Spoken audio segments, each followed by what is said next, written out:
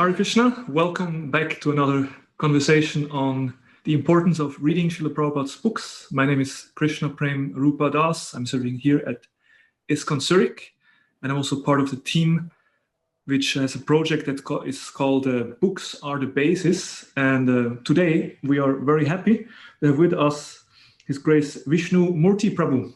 Thank you very much for being with us. Visnu Murti Prabhu, originally from New Zealand, joined ISKCON in 1978 in France, where he also lived and preached for about 9 years, was distributing Srila Prabhupada's books. Later on served also as a vice TP and then later as a TP in New Mayapur in France. Then in 1988 started to serve at the Bhaktivedanta Archives and now lives since 25 years already in Radhadesh, and also served at the Bhaktivedanta College. And actually since 33 years, Prabhu is mainly serving devotees, helping to come closer to Srila Prabhupada's Vani. And for this reason also in 2007, Prabhu started the Vanipedia project, and we will hear more about it later. So I'm very excited to talk to you, Prabhu, because you are really a devotee who is very much into this topic of reading Prabhupada's books, sharing Prabhupada's teachings with others. So I'm sure we will have a very interesting conversation today. And thank you for giving your time and sharing your realization with us. So like always, I would like to ask you maybe to start with, what was your first contact with Srila Prabhupada in the form of his books? Do you remember who gave you the first book, and how was it? Which book did you read? Yeah, actually the first book that I read was Krishna book. Oh, It was in a toilet. Okay. In London. If we go back a little bit, I was on a journey of self-development, trying to improve myself, trying to become a better person. That's why I left New Zealand when I was 16 years of age, to explore, to actually encounter people who knew more than me about life. And that took me to many places and encountering lots of different people and lifestyles. I got to a dead end. So when I was in Morocco at the winter of 77, I actually prayed to God for a guru. You know, I realized I'd gone as far as I could by myself, and the people that I was encountering, they weren't, I would move on from them. I didn't see them as absolute shelters. I would move on, I'd move away quickly sometimes. So then it went very quick. And I went back to Holland, that's where I was based. And then I moved over to England to stay with some friends. And I was in their home. And yes, I went to evacuate. And there were some books. And I started reading the Krishna book. And that was my first impression. And I spent quite some time in the toilet. Then I went to Bhaktivedanta Manor. That pushed me forward. And I went to visit the devotees at the manor. And I was very impressed by their knowledge. They were very kind and very receiving, and they had so much wisdom, which was attractive to me. And they said, well, you know, our wisdom is coming from our guru. Our wisdom is coming from these books. I said, oh, very nice. So I said, can I have a book? So they said, yes. And I took the Bhagavad Gita. And I said, can I have some beads? They said, yeah, you can have some beads. So I took some beads. And then I went back to Holland and I sat down and I started to read the Bhagavad Gita.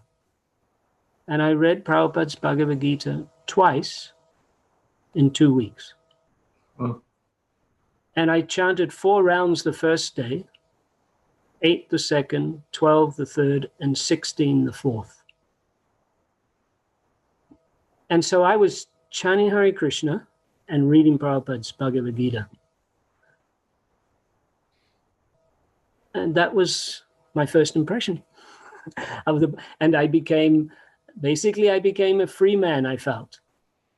All the answers to my questions that I'd been trying to find were delivered through Prabhupada's Bhagavad Gita. Very powerful experience for me. Set me on my path. That's beautiful. Like the way you describes how immediately you felt attracted and how it actually had immediately an impact on your life very strongly. Yes. Yeah. Yes. Yeah, I joined 3 weeks. I was on my way to India then. I'd got as far as Afghanistan the year before, and I was just about going to India, but then I felt I'm too young. I've got to come back. So I came back. And this time I was just waiting to go to India for the weather. So I was in Holland, and then I went to the south of France, and immediately, actually, I started talking about Krishna consciousness. I communicated it immediately. I communicated with people in England that I'd met after I'd met the devotees. And in the south of France, I met a girl who had told me about the devotees. That's why I went to the manor. They told me that there was serious people practicing spiritual life in an ashram. So I went to tell her that I became a devotee. And, so we chanted Hare Krishna together, and we read Bhagavad Gita together, and we preached to whoever we could meet and talk about, to the hippies, basically. And then I joined in the south of France. I got picked up by Indraduna Maharaj's traveling bus program. It's a long story, anyway. But I joined in France. I didn't make it to India. Well, Srila Prabhupada brought, India in the sense of brought spirituality and the temples to the West. So Totally. Now, you personally experienced the benefit of reading Prabhupada's books, of course, now for many, many years. What would you say, like a message, why it is important to read Srila Prabhupada's book, and especially do that regularly, like daily reading? Because we could say, well, we have already read Gita, but actually, no, it is important to read it every day. So what would you say, what are the benefits doing that? Yeah, well, I like to think of studying Srila Prabhupada's books, his teachings, as a sadhana. I believe that Prabhupada gave us his teachings as a sadhana. He gave us 3 principal sadhanas: chanting Hare Krishna, worshipping the deity, and studying his books. So we know we are encouraged to chant Hare Krishna every day. And we know if we don't chant Hare Krishna every day, we will not establish a strong relationship with the holy names. And we're encouraged to worship the deity every day. And if we don't do that, we won't establish a relationship with the deity. So if we do not study Prabhupada's teachings on a regular basis, it'll be very difficult to establish a relationship. It'll be flickering, coming and going. But the regularity will bear its results, transformational results. Yeah, so I liken it, it's definitely a sadhana. Prabhupada gave us his teachings. And this is an interesting sadhana, actually, because when we chant the holy names, the sadhana is really just with Krishna. And yes, sometimes there's kirtan, japa is really just you and Krishna. Then there's kirtan, us and Krishna. And the deity, you can go and take darshan, you and Krishna, and then you can have kirtan with the devotees, and it's us and Krishna. But the sadhana of studying Prabhupada's books, it's actually Prabhupada and Krishna.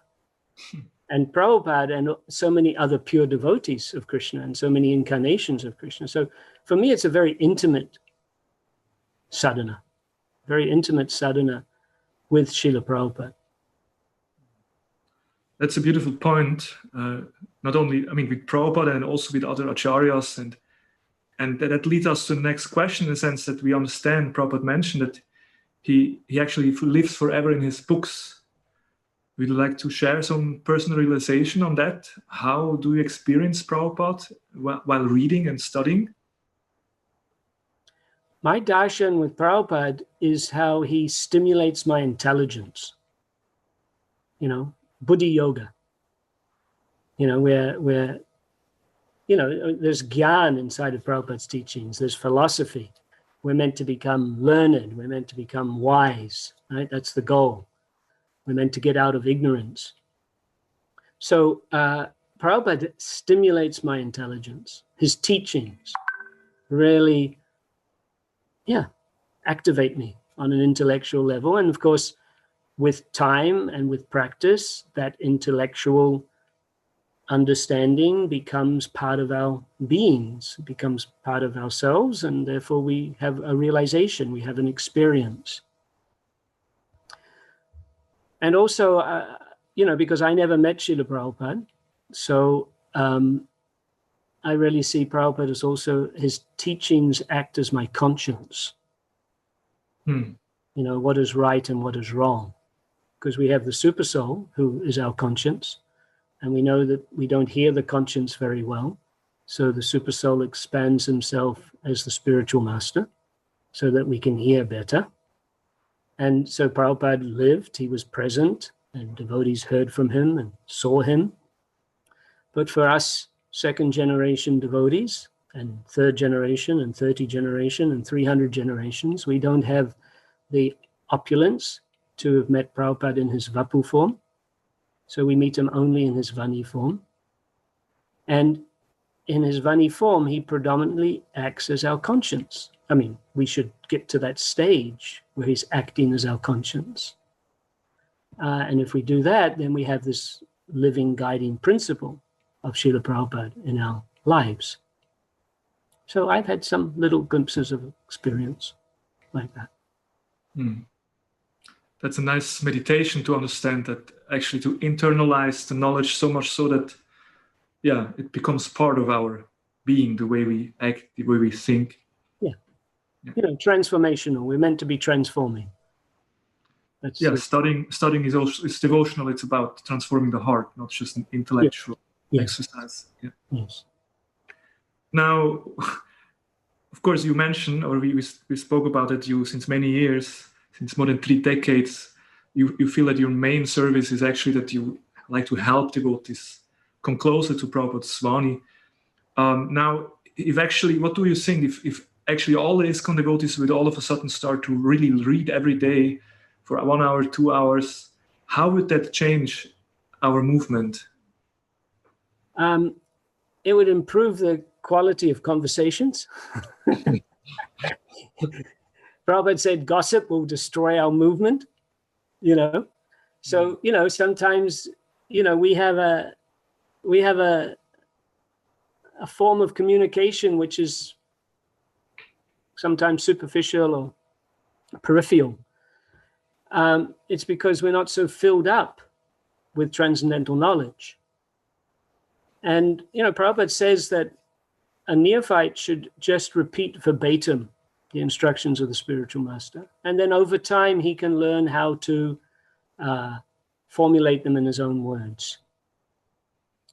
So it's very helpful, even if we're starting to get off the neophyte platform, just to teach by example, that we're just repeating Srila Prabhupada's teachings verbatim. So that's the advantage of reading them. Shravanam, this is reading, Kirtanam is speaking. So we cannot speak if we do not read. So if the devotees, if we're all much more Vani conscious, much more connected to the Vani on a regular basis, I'm convinced that the quality of association, the quality of discussion will be much higher.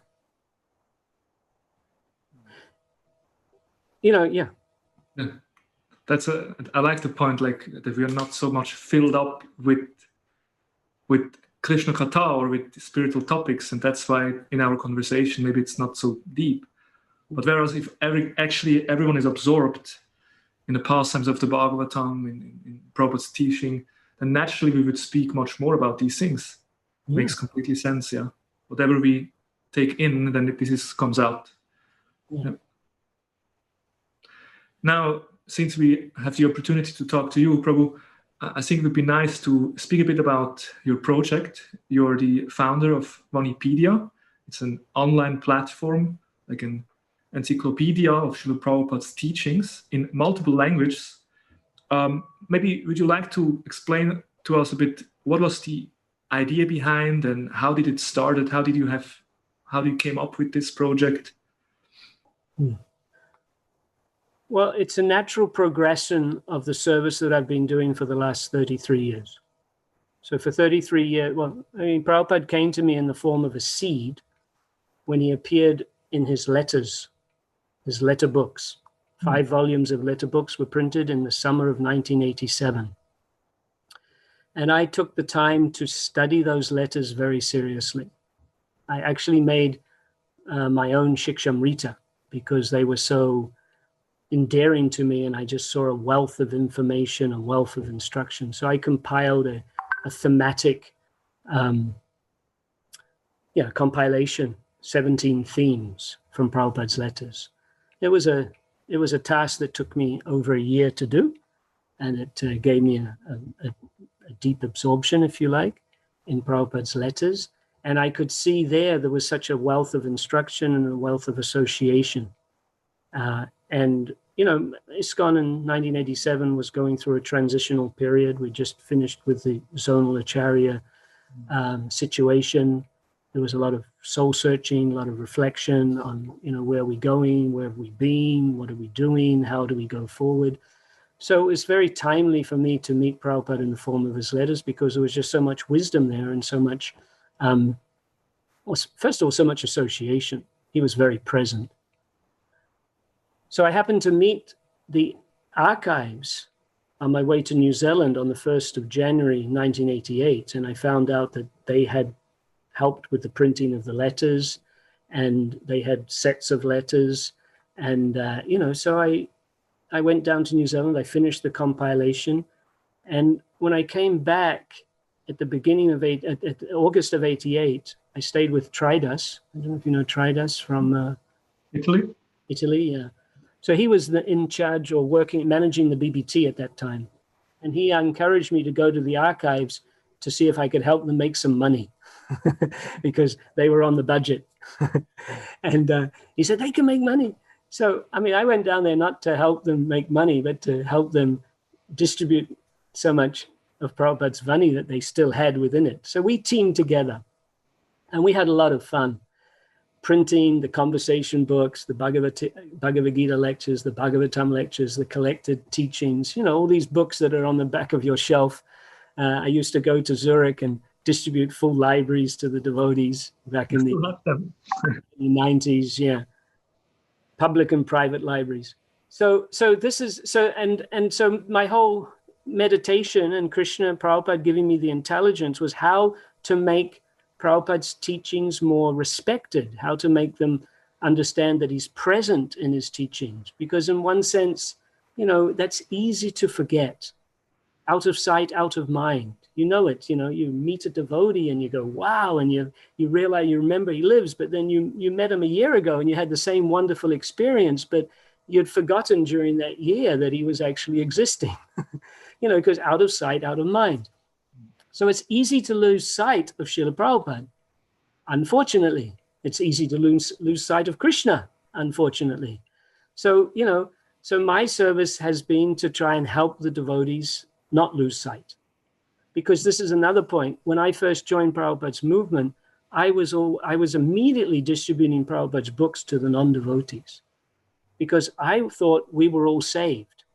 I thought I'd be a pure devotee in a very short period of time. Devotees when I joined, they acted as though they were pure devotees. They had the answers to everything. So it was a very confident time. But then the bubble kind of broke. And everyone became less confident. Maybe we're not pure devotees. Maybe we have still work to do. So, I saw that. I saw there was a need, and that need was reciprocated by the hunger of the devotees. There was a need to help devotees get attached and attracted and aware of Prabhupada's teachings. So Vanipedia is simply a continuation of that. You know, like, and the reason why we do Vanipedia is because it's on the web. And what is the web? You know, the web we call the Brihad Madanga. You know, the printing press, Bhaktisiddhanta Saraswati coined that phrase, right? It's the place where you can, you know, hear the local Madanga you hear in the village, in the neighborhood, the printing press you can hear all over the world. And the web is an incredible information platform for distributing information. And of course, with the digital age that has appeared, our capacity to research has increased. You know, so, you know, and this is where we need to talk also, because, you know, we can immaturely think we've understood something. You know, I call it sloka warfare.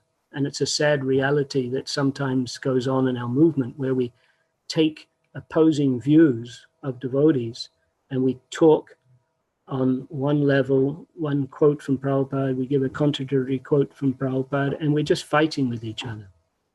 And that's not how we are going to understand what Prabhupada wanted. We need to do in-depth research, and we need to have in-depth, informed discussions. So there's not only, and a third point, which is important about Vanipedia, I look into the future. I want to help devotees in the future. I want all future generations of devotees to have this opportunity to meet Prabhupada. So that was the idea. That's the idea behind it. And of course, we started off with a desire and a determination, but it has evolved as we've been going through the process, because all of our justification of everything we do is found within Prabhupada's teachings. We cannot do something that just Prabhupada is not addressed or not encouraged. So it's evolving as well. Actually, it's amazing how much information we have about Srila Prabhupada, how much like recorded words, like who else, you know, every word Prabhupada said, every conversation, walks, letters. There's so much information, and I think that's a wonderful work you're doing, actually, to really make this whole information, these teachings available. And as you said, reminding devotee that it exists and we actually can have access to it. I also like the point that you said that, you know, especially in the 80s, 90s, when ISKCON faced many difficulties and many devotees were disappointed, maybe because their guru left. And I also personally heard from many devotees that actually they really took shelter in Srila Prabhupada's books. This is what kept them going. This is, you know, those devotees who are still around with us, they actually have really taken shelter in Srila Prabhupada's teaching. And I think that's a very important point. Thank you for sharing that. I personally, I came across this description that you made on the manifesto of Vanipedia, where it says you want to build the first ever Vani temple in the world. That sounds very exciting.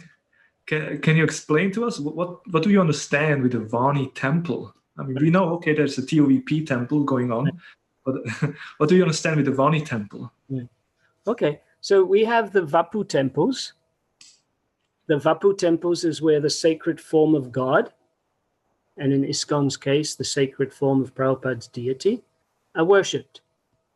So Vapu temples have existed since time immemorial. Deity worship, temple worship has been going on, you know, and fantastically, incredibly large, opulent temples have been built. And why are those temples opulently built? To create an atmosphere of awe and veneration towards the sacred form of God. Why are we building the TOVP to such, you know, an extent? We can worship God under a tree, but we are doing it in such a grand way to attract attention, to bring people to take darshan. So similarly, and we worship scripture. That's, you know, the devotees worship scripture. So a Vani temple is the worship of scripture. It's the worship of Srila Prabhupada's teachings in a sacred space. So to create this, the experience of presence, and to create the experience of an awakening relationship. Just like, you go to the deity, you might go to the deity, many devotees experience seeing the deity for the first time, and they say, oh, what is that? And through service, through association, they develop a relationship with the deity. So through a service and association with Srila Prabhupada's teachings, people can develop a relationship with them. We know it's true. We have got thousands of testimonies. We're all testimonies of that. So a Vani temple, and why we say Vani temple rather than a website, because, there's millions of websites on the planet. And if we say that we're just a website, then people might think we're just a website. And they will miss the point.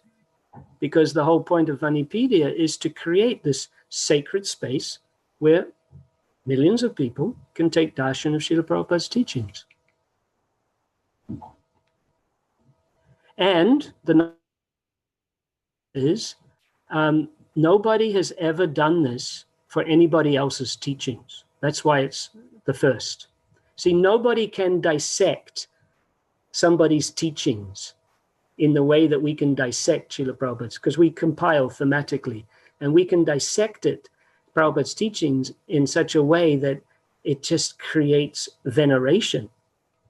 It's like the crystal, from a distance, the crystal is nice, but you put a microscope over the crystal and it just becomes a whole nother universe, right? All these different forms. So if you take Prabhupada's teachings and you put them under a microscope, then their glories are even expanded. And if you take somebody else's teachings, I'm talking about modern philosophers, and they're like a fly. A fly by itself is okay. You put a microscope on a fly and you go, wow. It's not the same experience. So Prabhupada's teachings merit the caliber of a Vani temple. And the other point we have to look at is that the reality that Srila Prabhupada is becoming a historical personality. And this can have a complete fatal reality to it. The science as it is appears to be lost, so I'm telling you again, O Arjuna. Lord Chaitanya came with all his eternal associates, and what happened? Prabhupada says Bhaktivinoda Thakur reintroduced the disciplic succession in modern times. Why was that necessary? Lord Chaitanya came with all his eternal associates, because the science as it is was lost. So we cannot just automatically, out of good faith and think that we're going to be able to keep Prabhupada's teachings. We need strategy.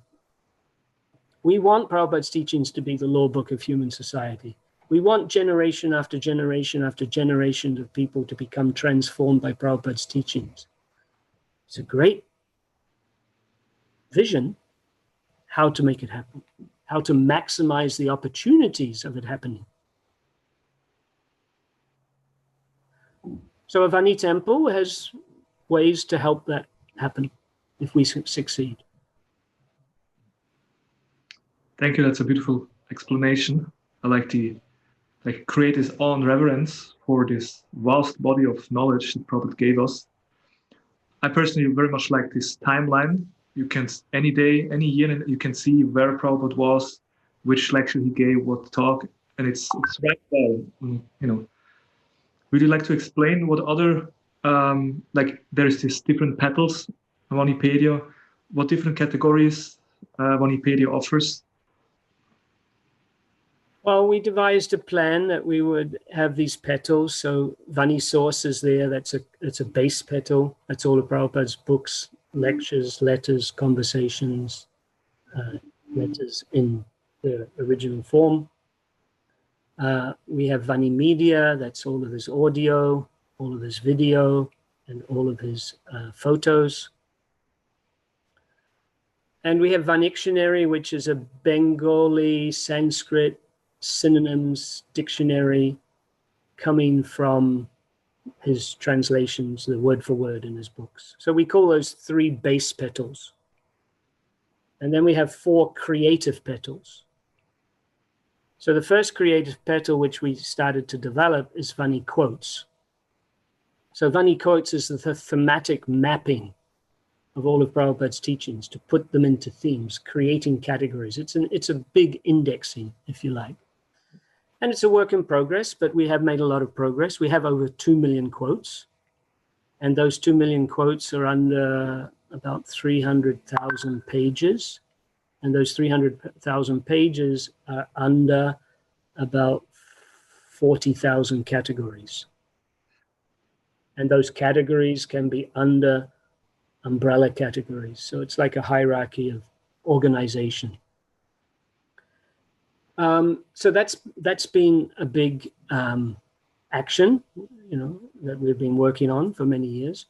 We were always multilingual, in our vision, but we didn't do anything multilingual until 2013. So for the first six years, we just worked within the English.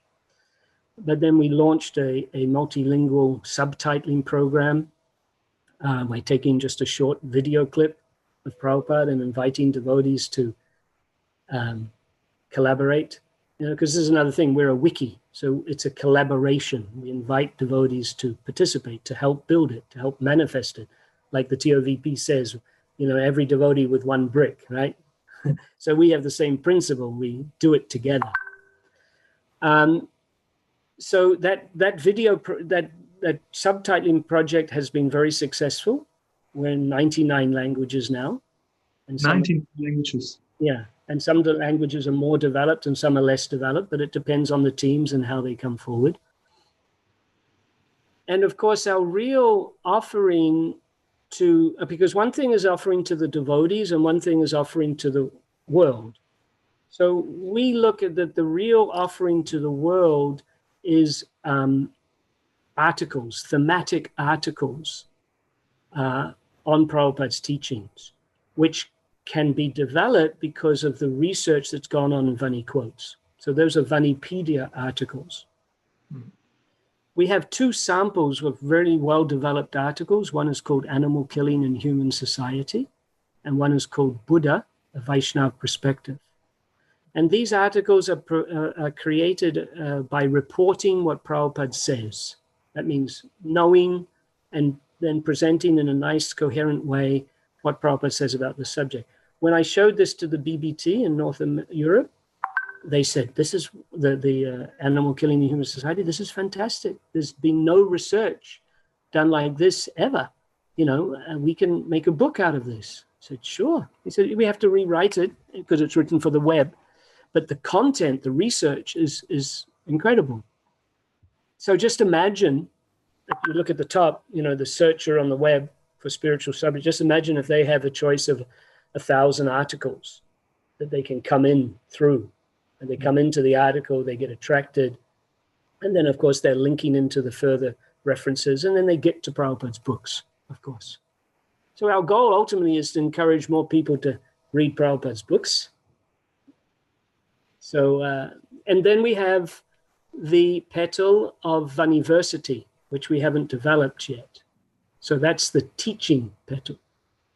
So we're in the building stage. When you finish building all the petals as you envision them, you kind of stop your building, and then you just have your teaching programs. But we also see that we act as a repository, because a lot of devotees take out of Vanipedia and use it for their own teaching programs, their own courses. So often now we're getting appreciations from devotees who are using the site, and it helps enhance their simple lectures in the Bhagavatam class, seminars, the writing of books, etc., like that. But if we can actually have our own teaching program, then that'll just be an ongoing generational reality of teaching devotees to deepen their relationship with Prabhupada's Vani. There's still a lot of work, I see. Yeah. Great project. Lifetimes. We had an original goal, 7 years to prepare and 12 years to perform when we started in 2007. Mm-hmm. That 7 years to prepare, actually I got this meditation in 2008. So 7 years to prepare was to take us up to the 50th anniversary of Prabhupada arriving in the West. And prepare meant we finished the website. And the 12 years to perform was the whole society of devotees coming together and establishing a Vani culture, a Prabhupada Vani culture. And we happily leave our bodies knowing we've left Prabhupada behind in his full Vani presence to do the work that he's been destined to do. So we're a little bit behind schedule. We have 7 years and 2 months to go before the 50th anniversary of Prabhupada leaving. So we can still turn it around. 7 years is a long time. We can do the preparing and the performing all in those 7 years. Nothing's impossible by the will of the devotees and the grace of God.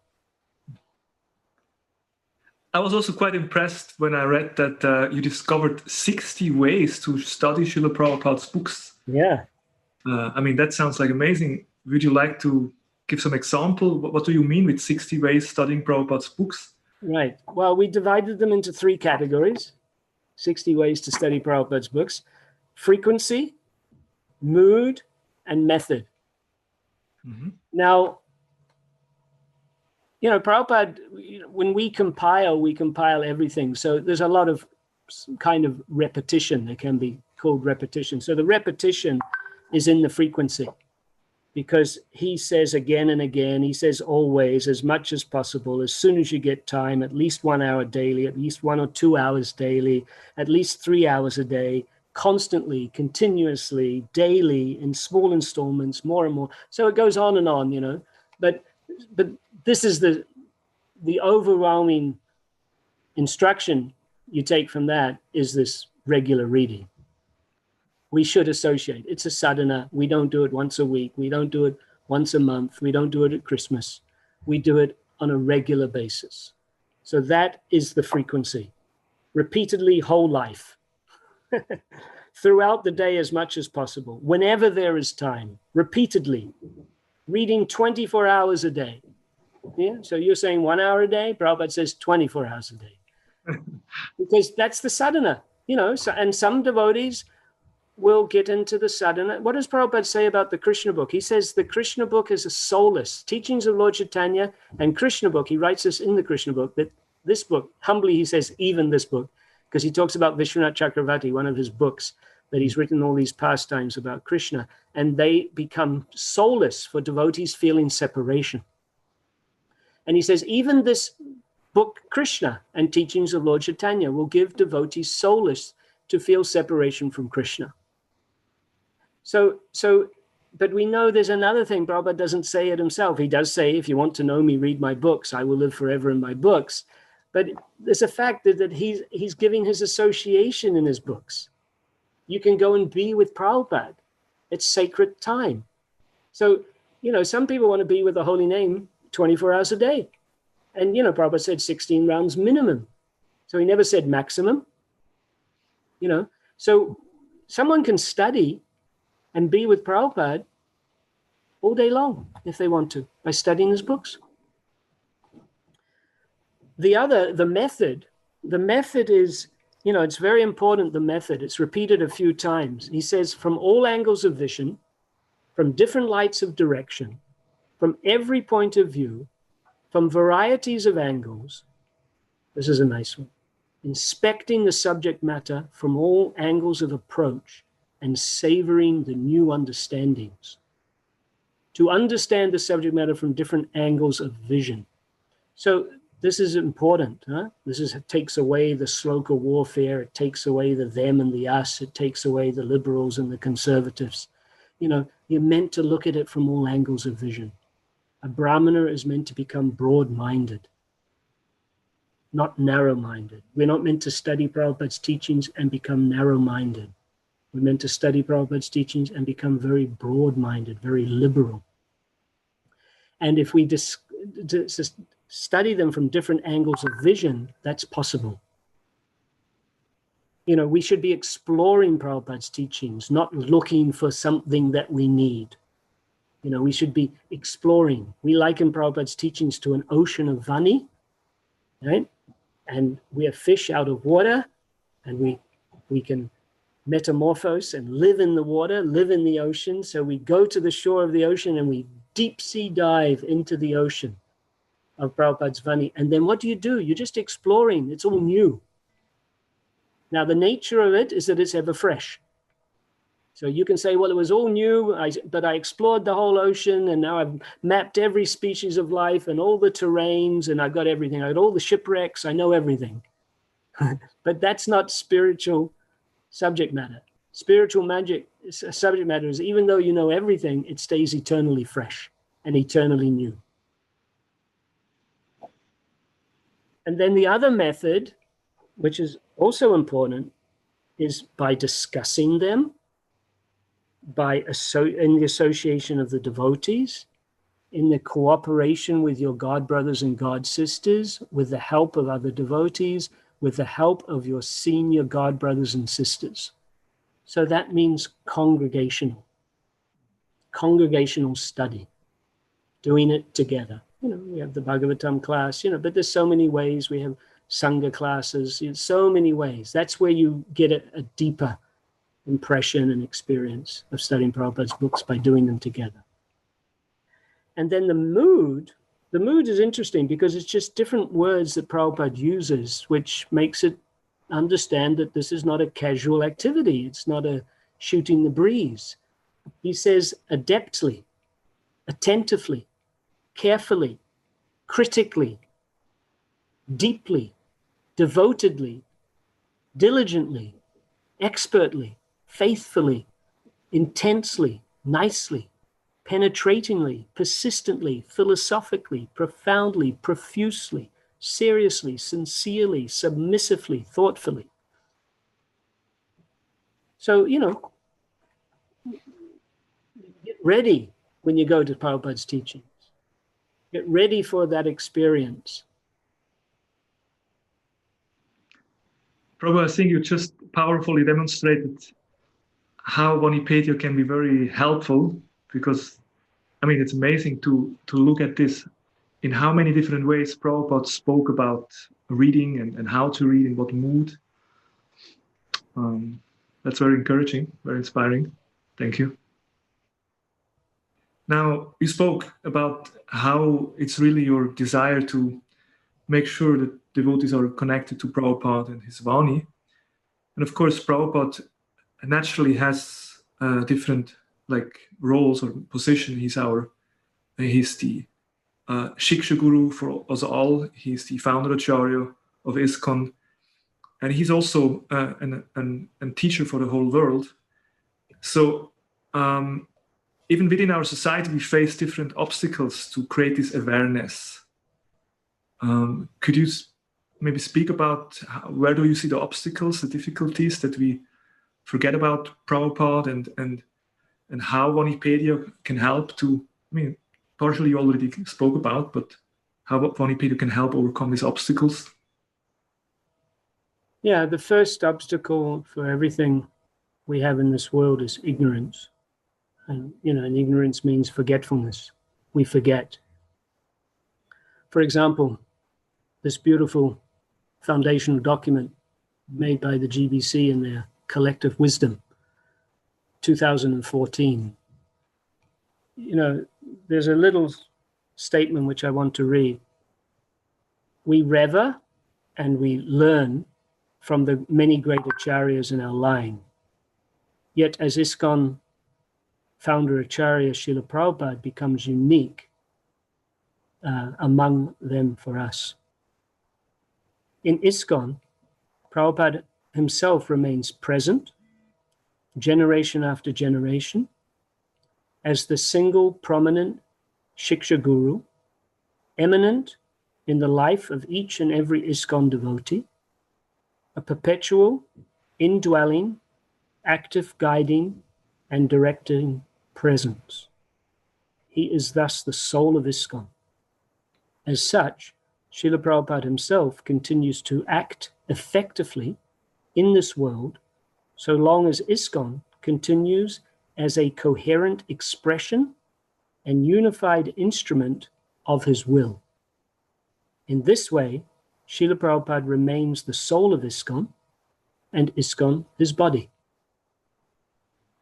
So that's Prabhupada's position, and it's his presence.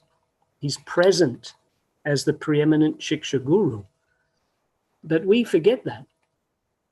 And we can say, well, I was never told that. Well, we were told that. This is quite a fresh, evolved, mature understanding. We've been told Prabhupada was the founder Acharya since years, since the beginning. Prabhupada made the point to make sure he was established as the founder Acharya. But that's more like position. Shiksha Guru, preeminent Shiksha Guru, is more like presence. Right? You have to feel the presence of your spiritual master. The disciple who doesn't feel the presence of a spiritual master is in trouble. Right?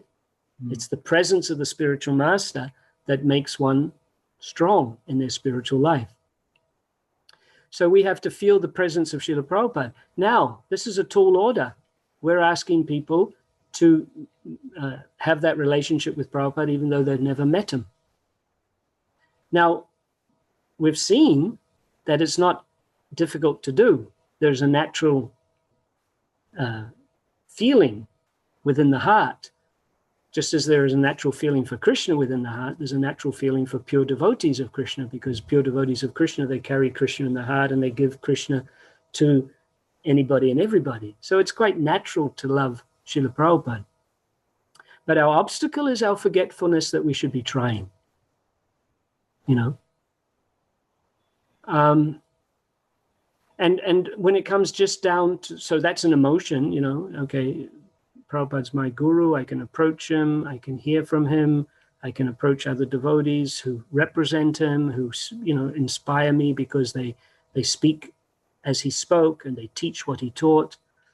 So that's an emotion, but the actual presence is that he's there he's in his vani. His vani is the instruction, right? He has pastimes and he has instruction. Both are there. He's a personality. He's a person, Prabhupada. He's personified.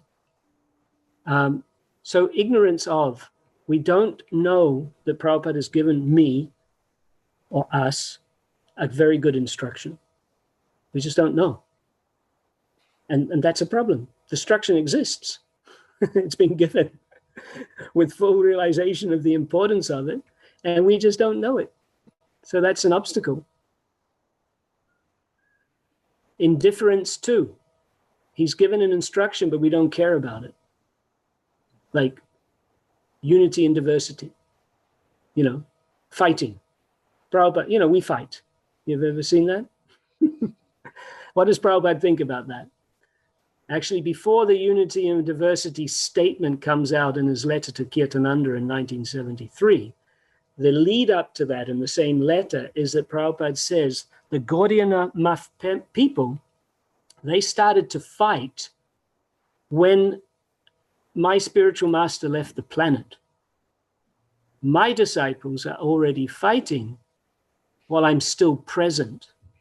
And this is disturbing me very much. Therefore, you should go to Mayapur and all the leaders should come together and discuss how to establish unity and diversity so that we can successfully go forward. We're all individuals. There is differences, but there is a unity. So we can't be indifferent to that instruction and think we're going to be successful and think we're going to give Prabhupada pleasure. Prabhupada's disturbed by us fighting. He said it himself. It's documented. We have a category in Vanipedia, unfortunately, called Our Fighting, because it's not a one-time quote. So we don't want to fight. because we don't want to give pain to Prabhupada. We want to give pleasure to Prabhupada. We want to feel and experience his oceanic smile. So we can't be indifferent. We can know the instruction exists, but we're indifferent to it. That's an obstacle. That's an obstacle. And to misapply out of enthusiasm and just sincerity, but a lack of maturity. We go forward, but we misapply it. That's an obstacle. And of course, lack of faith, that's a serious obstacle. We don't believe, the vani is there, the instruction is there, but we just don't have faith in it. We don't see how it can happen. I can't get there myself. We can't get there together. It's a waste of time. So it's despondency. I don't have faith. And then the worst, of course, is in competition with. That's the worst obstacle. Right? We're going in another direction with full enthusiasm and taking others with us. So that's why, Prabhupada-centric, they call about Prabhupada. We have to bring Prabhupada into the center. We have to know one thing, which is very important. For me, it's a no-brainer. Prabhupada is the only person who doesn't leave. He's the one who stays. We're all leaving. We're leaving sooner or later, but we're leaving. And we should be okay with that, because it's not about us. We come, by Krishna's grace, we can do a little bit of service, and then we leave. But Prabhupada is not destined to leave. He's destined to stay. He's been designated to stay. He is in Parampara 108%. He's the founder acharya of the movement which can revolutionize human society. So do we want him to stay in 5% of his glory? 20%, 20, and this is where we can get excited. We'll say 108%. And so then we strategize how to do that, how to make that happen, how to increase the possibility. It's beyond us. We're going to be leaving in 10 years' time. This is not a 10-year plan, but how can we maximize the chances? I say Prabhupada's teachings are on the horizon.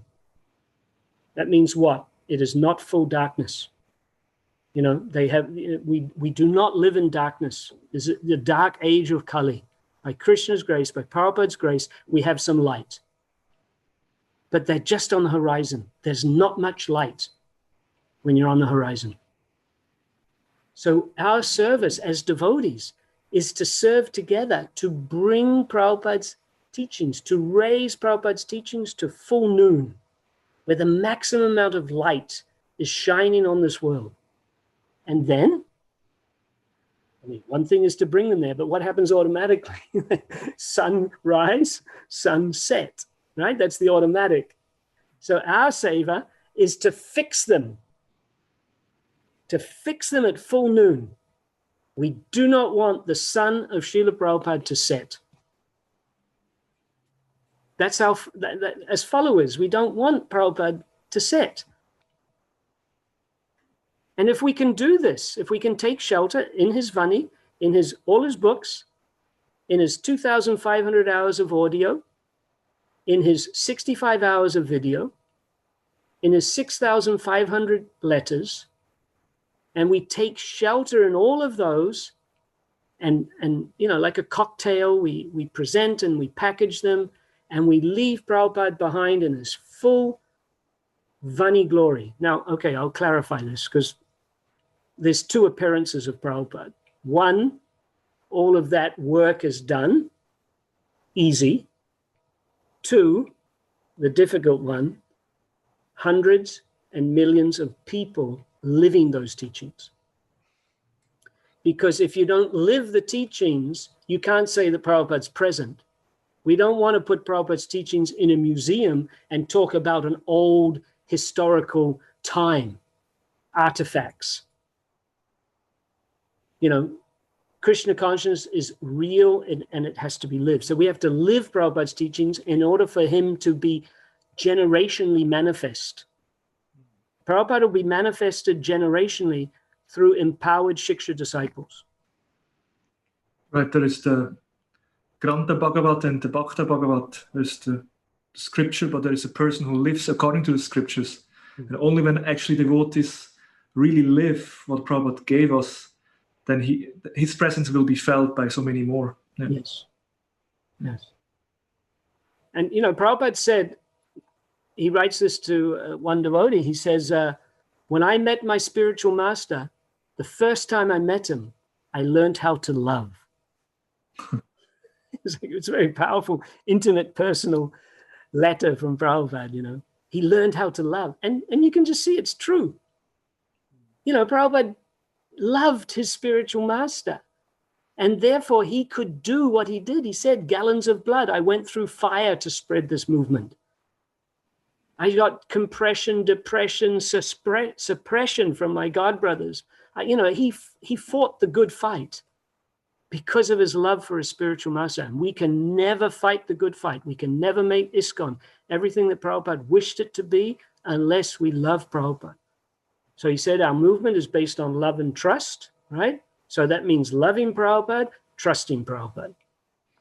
And then therefore loving each other and trusting each other. Speaking of love and trust, thank you so much for sharing this powerful message and encouraging us to really take shelter in Prabhupada's Vani. How can devotees in general support Vanipenia? How they can be part of the mission? Well, our ethos is that Vanipedia is Srila Prabhupada because it's Prabhupada's Vani. We don't have, we're apolitical. We're not a political. We don't, if you go to Vanipedia, you don't see it's representing a project. We're just a manifestation of Prabhupada's Vani. So, and we know how we establish a relationship with a spiritual master. Bhagavad Gita explains. Inquire submissively and render service. So the master's work is not completed. There is untold ways that we can creatively preserve and present Srila Prabhupada's teachings. So Vanipedia invites devotees to participate in that way. And now that we're 13 years down the road and we are always having to increase the efficiency and the infrastructure, yes, for the first 10 years, we never asked a penny from the devotees. BLS has been funding Vanipedia, and BLS is Prabhupada's book distribution outlet. We distribute Prabhupada's books. And it's nice that we've built Vanipedia and developed it from Prabhupada's teachings and other devotees' teachings. BLS distributes books. But we cannot fulfill the dream by only this. So another way to serve is simply to donate.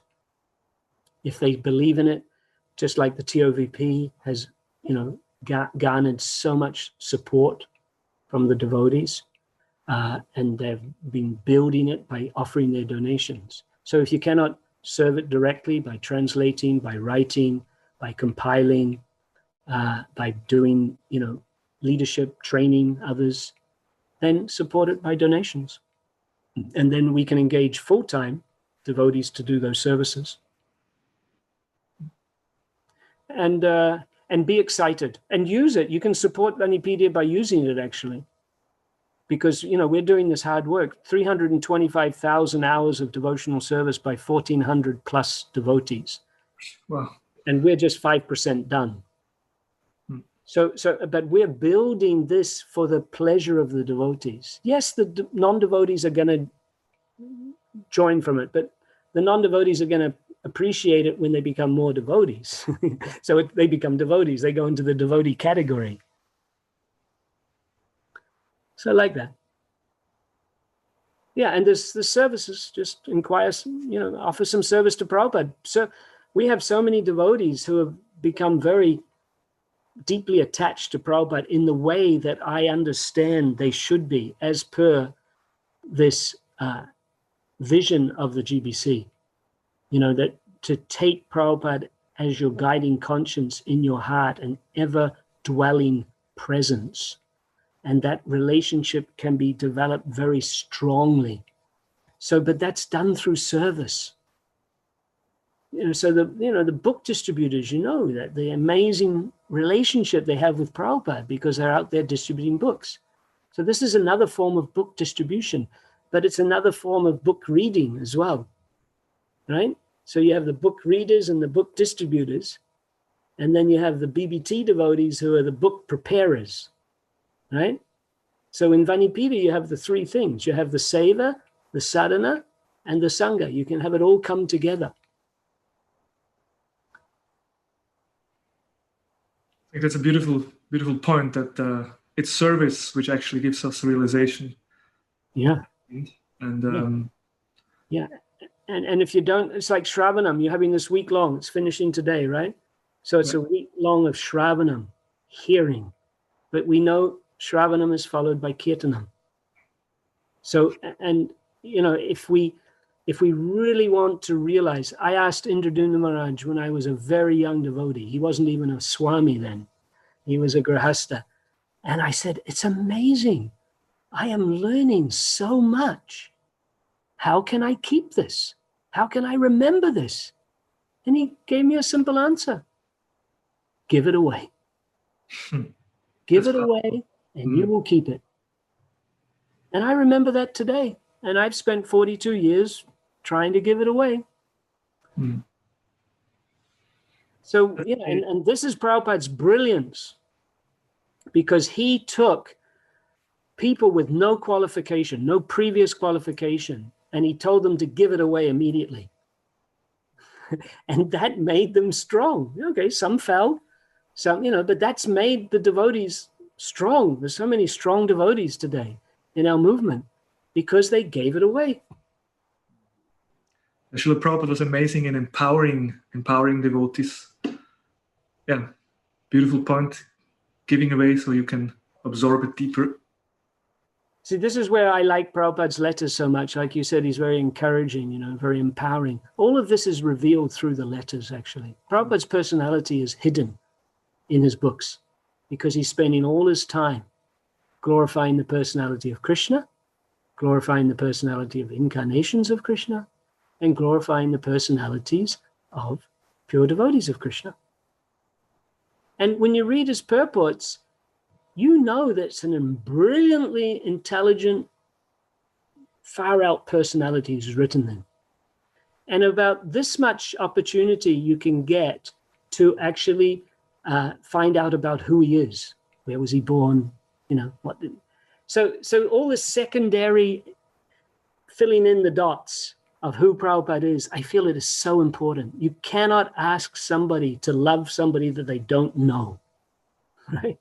And so like the Lilamrita, you know, that was a big awakening. And then all these biographies and the memory videos about Prabhupada, you know, all this, the first generation has this sacred responsibility to solidify all of this historical documentation that makes Prabhupada a person in the eyes of people, a hero. There's a morning walk. I just saw it this morning. You know, they're asking Prabhupada, in the Varnashram college where we teach history. And Prabhupada says, history? What history? We have the Mahabharata. That is a history of the pure devotees, of how they lived, how they worked, how they ruled. We want to see the history of devotees. Now, do we want to see the history of devotees, you know, of all the great devotees, independent of the history of Prabhupada?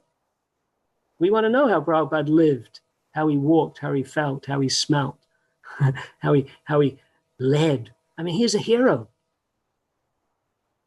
And I believe by doing this, by bringing to life Prabhupada's personality, we just facilitate so many people to love him because he's just so attractive. Yeah. Thank you so much, Vishnu Murti Prabhu. That's been very encouraging and inspiring to listen from you about the importance. Do you have any last message to us?